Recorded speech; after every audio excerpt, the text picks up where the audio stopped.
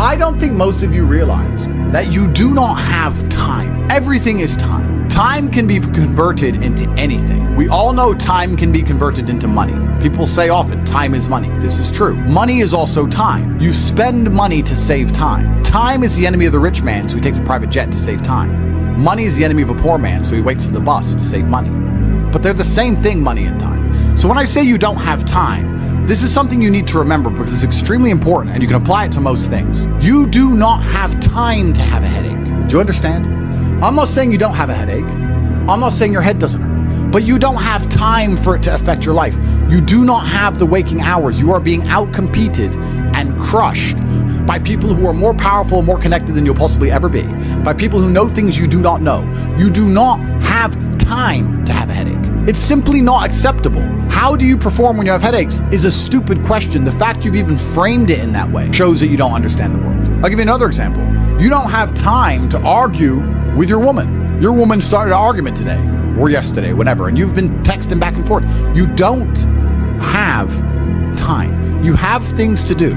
There's unlimited work in the universe. You don't have time to have a headache or message girls or scroll Instagram. You don't have time for any of these things. Time is your lifeblood. It's all you've got. You can turn time into reputation. You could turn time into global fame. You could turn time into respect. You could turn time into a fantastic body. You could do anything with your time. You could choose a random embassy. You could choose a random country that you have beef with. Chile.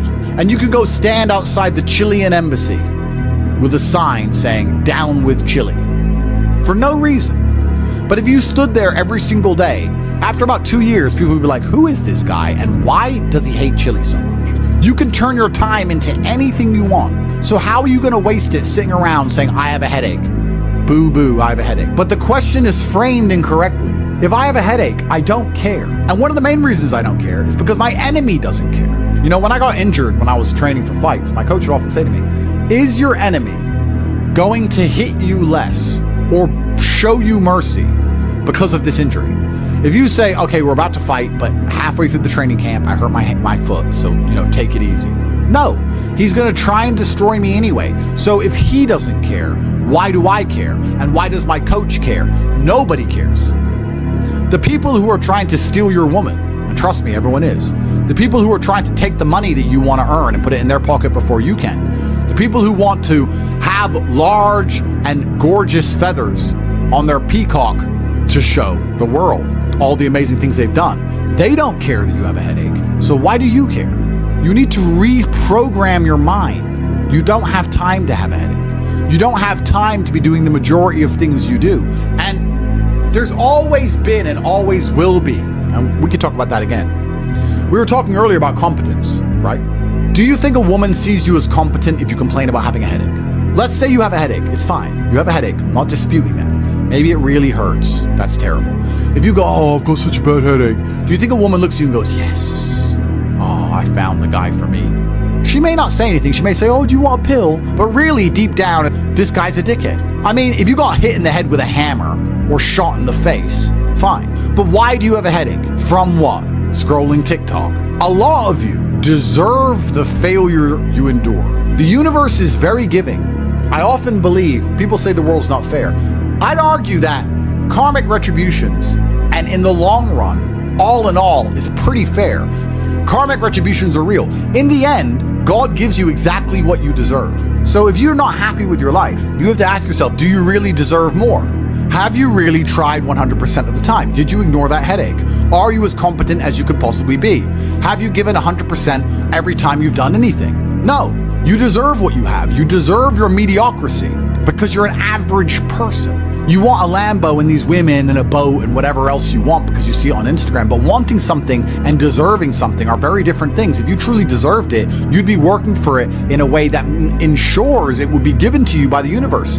Every single thing I've ever wanted, I have got. Maybe not instantly, maybe not easily, in fact, certainly not both. It was always difficult and it always took time, but I really wanted them, so I always got them. And I put in enough work to show God and show the universe I deserved them, so he gave them to me. I cannot remember a single time, and I state this as a matter of fact, this is not hyperbole, I cannot remember a single time I have ever decided not to do something that must be done because I had a headache, ever. It is easier if you enjoy it, because you do not struggle with lack of motivation or lack of interest. For me to say you could honestly be world champion at something you hate is a lie. You can, however, be competent at things you don't like. You can be very good at something you don't like doing. To be the best in the world, you probably have to fall in love with it. But the way you do anything is the way you do everything. And you can fall in love with the idea of being good in general. So anything I do, I don't want to be bad at. I either don't do it or I try my very best all the time to become extremely good at it. I don't see the point in doing anything and being mediocre or being bad at it. What's the point? If I'm going to speak on podcasts, I want to be good at it. Anything I'm going to do, I want to be good at. Now, you should have enough respect for yourself that you're prepared to always put in the effort to give your best 100% because it is a habit. You should always give your best to anything you do. When you pick up a video game, you should give your best. When you drive a car, you should attempt to drive as efficiently as possible, using the brake as little as possible to not waste fuel, to make sure there's no close calls, no sudden braking. Most of you are just getting in your car and driving like a jackass from point A to point B, not trying to actually go, you know what, let me drive and pretend I have the queen in the back seat and I can't even brake suddenly. And I only have a fraction of fuel. How far can I go if I very smoothly, very calmly anticipate the traffic in advance, move my car in and out of the cars that I barely have to brake, keep moving slowly and smoothly? Let me try and get good at this. The way you do anything is the way you do everything. And it is a habit to be good at things. There's nothing wrong with just being good at things. To be the best in the world, you have to love it. That's true. But you're not going to love the majority of things you do. That's not realistic. The world's not going to afford you a life where everything you do you're in love with. In fact, you're going to end up doing a whole bunch of things you don't want to do. And the life hack is, if you enjoy getting better at things, then you can be doing something you don't want to do better than you previously done it, and now you enjoy doing it because you were more competent and more capable at said task. You are now better at said task. Every single thing I approach with vigor because I like being good at things. And that's not because I'm arrogant. That's because I have enough respect for myself, and more importantly, I have enough respect for the people I love to know that I need to be good at things. When my children, or when my women, or my family, or my people who rely on me, my brothers, anybody comes to me expecting me to do something for them, I need to have enough respect for them to know that I'm good at what they ask me to do. And if I don't know what they want me to do, or I'm not particularly good at it, I'm at least good at learning. You can become good at learning so that you learn things faster. Good at concentrating. Good at taking a scenario seriously. These are all basic life skills that go along with bravery. That's going to put you in a competitive bracket amongst the masculine realm which exists today, because most people can't even focus. Most people can't even focus or try hard at anything. So to answer the question, can you become world champion without loving boxing? No, you can't become the best in the world. However, you can become very good at it because you can have enough discipline to ensure that you go to training, and you can make sure that you're the kind of person who, if you're going to go to training, you're going to try your best. Guys, you're going to go to training for an hour. Whether you try hard or don't try hard, you're going to spend an hour in the boxing gym. There is no reason to not try. That is a learned habit. And what you often find with people who need to be motivated into things, because they're not disciplined enough to do things and not disciplined enough to do things properly, they'll go and say, I went to boxing training, as if that's all that it's about. It's not about going to the training. It's about trying hard in the training. It's about giving it your all. It's about dedicating yourself. You're going to give an hour up anyway. There's no reason to not try. Most people go through their entire adult life without trying 100% hardly ever. Think about it. Even when you go to the gym, you don't try 100%. You try 60%, 70%. You don't try 100% at home. What do you try 100% with? Do you really try 100% with work? Are you really moving that mouse as quickly as you possibly can? No, you're not trying. So you have people who have gone through life and are going through life without even giving 100% of what they've got ever. And it's interesting because we're entering the most competitive period of human history. So you need to get very good at everything you do, all of the time. You'll learn a lot of lessons about psychology in the boxing ring. Now, they're not related, technically. One's exercise, one's the psychology of people. But you'll learn in the fight ring, you'll learn that you're not tired when you're winning. You're tired when you're losing. That once you start to win, you get to find unlimited energy from the universe from somewhere, and you just continue to push forward, no matter how hard it is. Winning is easy. It's trying to turn it around when you're losing that is difficult. You take this lesson from boxing and you apply it to everything else in life. You apply it to money and say, once I start to make money, I know I will have endless motivation to keep making money. It's just hard to make money in the first place. It's hard to get over that hurdle, but once I get going, it's easy. It's a positive reinforcement loop. It's a spiral upwards into infinity. It's a tornado that takes you to the promised land. So to have that unique psychological conclusion, that unique psychological input, you had to become good at boxing. So it's very important that you're good at everything you do, all of the time. Don't do it if you're not going to try. But you don't want people to learn bad habits. But it's a bad habit to coast. It's a bad habit to spend time and waste it. It's a bad habit to go, I tried, I went, I didn't give it my all, but at least I went. You see this kind of cope online all the time. Yeah, at least I went. It's going that matters. That's not true. It's trying that matters. So you see this kind of cope. I didn't feel like going to the gym, but I went and just had a light session. Why? You went anyway. So why did you have a light session? If you're gonna go, do it. If you're gonna do it right. There's no point in half doing anything. You may as well have not done it at all. So this idea you can coast through things, this idea you can lazily try or pretend to try or just showing up counts, I dispute all of that absolutely. You give 100% of your heart, soul, and vigor to anything you do, and it becomes a habit so that it's all you know how to do. Before you know it, you're driving a car trying to do it as well as possible. And you're having a conversation trying to be as clear and compendious and concise as possible. And you're trying to make money as much as possible, as efficiently as possible. And you're trying to educate your children as well as possible. You're trying to protect your family as much as possible. You're trying to get as strong as possible. Because all you know is maximum limits. That's all you've ever done. You've never done any of this, that garbage can go out the window. So you need to get good at getting good at things. And you need to get good at trying 100% at all things, whether you like them or not. And this will give you a base level of competency in all realms, even if you're not in love with said task. Success is like being pregnant. Everyone says congratulations, but nobody knows how many times you get fucked. Absolutely. But that's the beauty of success, right? Because all the times you get fucked teach you the lessons you need to be successful in the first place. You would never be successful without getting screwed over. And also, you wouldn't be happy with your success without getting screwed over. The reason you appreciate that woman who's so good to you, who you trust with all your heart, who's loyal to you, is because that other woman cheated on you. If you had never seen a terrible, narcissistic, cheating woman, you wouldn't appreciate a good, kind-hearted one. There is no light without dark. So it's very important that you go through these bad things, one, to learn lessons, but two, to learn gratitude and appreciation for things once you have them. It's extremely important. Every time something bad happens to you, you need to say thank you to God. Thank you, God, for giving me this difficult time, for me to learn lessons, and for me to have more appreciation for my fantastic life in the future.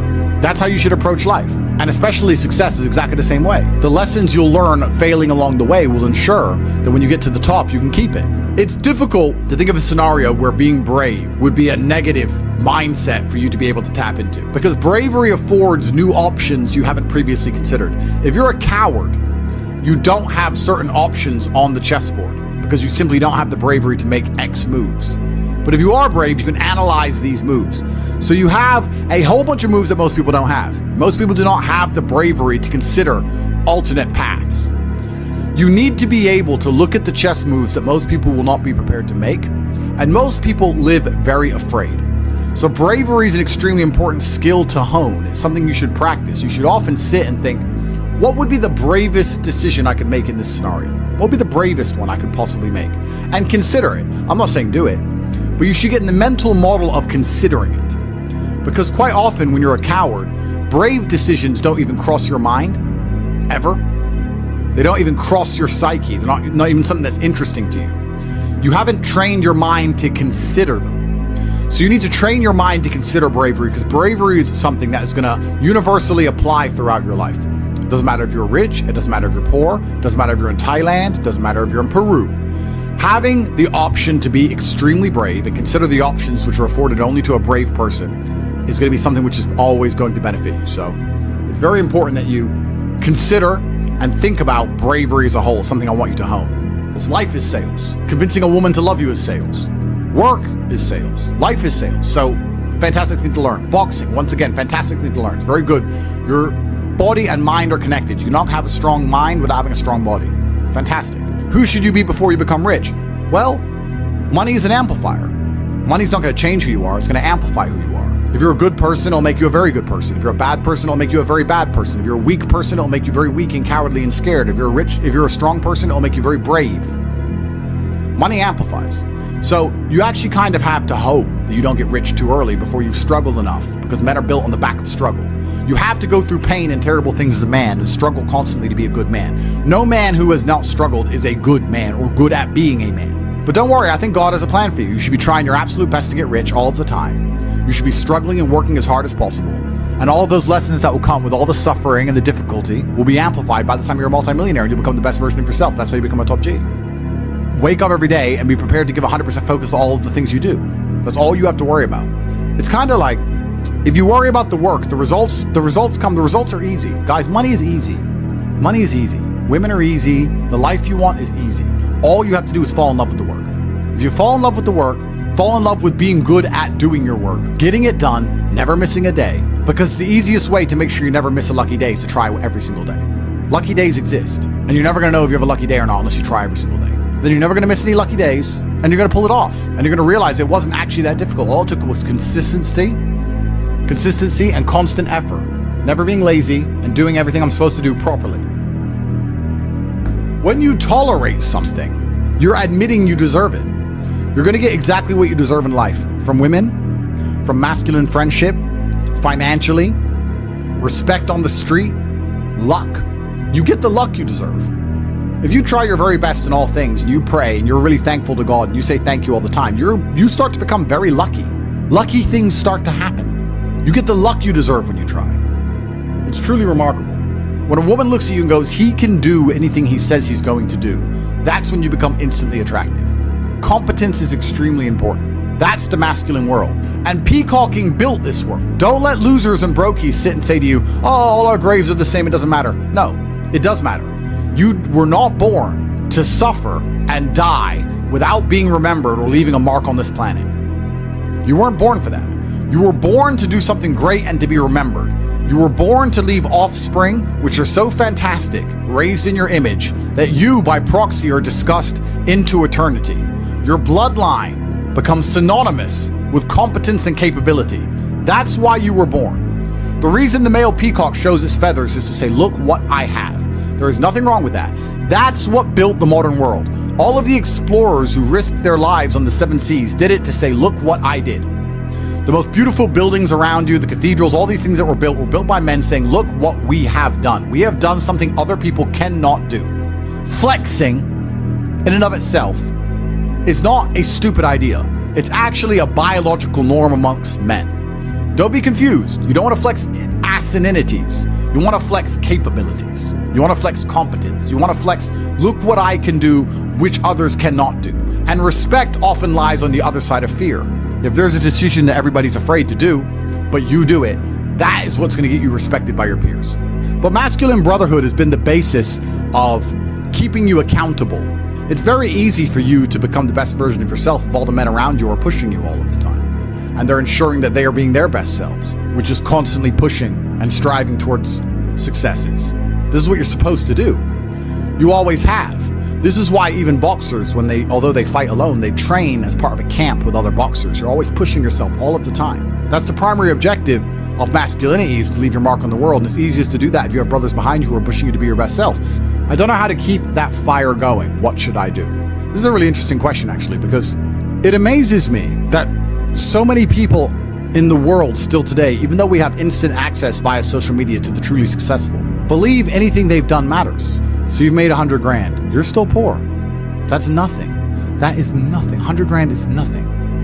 It is my cigar bill for a month. It's nothing. You've changed nothing. You've achieved nothing. You need to compare yourself always and constantly to somebody who is outperforming you. You need to stop being so happy with yourself for these tiny little successes. This is what they teach inside of common pop psychology classes. Yeah, and take the small success and be happy with it and put little milestones and reward yourself for achieving the little milestone. No, that's not what you should do. The point is, the fact you could have a little tiny success and quit shows that there's something wrong with your mentality and your firmware in the first place. You don't know what success is. I don't consider myself successful. So how can you consider yourself successful enough to not work? All I do is work. I work 7 days a week, 18 hours a day, every single day, never missed a day, headache or not, ever. So I don't understand this mindset. And you see a lot of people do it, right? They'll say, oh yeah, I had a really great week and I made some money and now I'm in Costa Rica. You're never going to win that way. People often say to the extremely wealthy people, why do you work all the time? All you do is work. If I was as rich as you, I'd just go on holidays. Not understanding that the kind of person who goes on holidays when they have money is not the kind of person who becomes truly rich. The kind of people who become truly rich are the people who work every day no matter what. Which is why all of the people who are truly rich are workaholics, because it's the only way to really get there. You can get to a certain point once you're a trillionaire, you're Jeff Bezos or whatever, that you can take some days off. I'm not saying that, but the point I'm making is you need to fall in love with being happy with yourself for how hard you've dedicated yourself to a task. That needs to be more satisfying to you than relaxing. Relaxing is probably the most boring thing you can possibly say for me to do. Say, Andrew, do you want to go relax? I'd say, what do I do, stare at a wall? That sounds terrible. Nothing is worse than relaxing. I don't want to relax. I want to work. That's all I want to do is work. Because if I work and I achieve things, I feel good inside. I got something done. I feel good. I feel happy. If I just relax, nothing's been achieved, so I don't see the point of it. It doesn't even relax me. In fact, it makes me very anxious. So then I feel more stressed than if I was just doing the work in the first place, which is why relaxing is impossible for me. And he said, well, it sounds like you have an anxiety disorder. If it's a disorder that allows me to constantly work all of the time and never be happy unless all of my work is complete, thank God I have it, because if I didn't have this disorder, I'd be a normal jackass like you. Guys, time is running out for a chance to win. It truly is. You guys are truly running out of time. It's very important that you get your act together quickly. So if you want to call it anxiety disorder, then get one. Don't be talking about headaches. Don't be talking about working. Don't be arguing with women. You have things to do, right? It doesn't matter if you have a headache or not. You must work.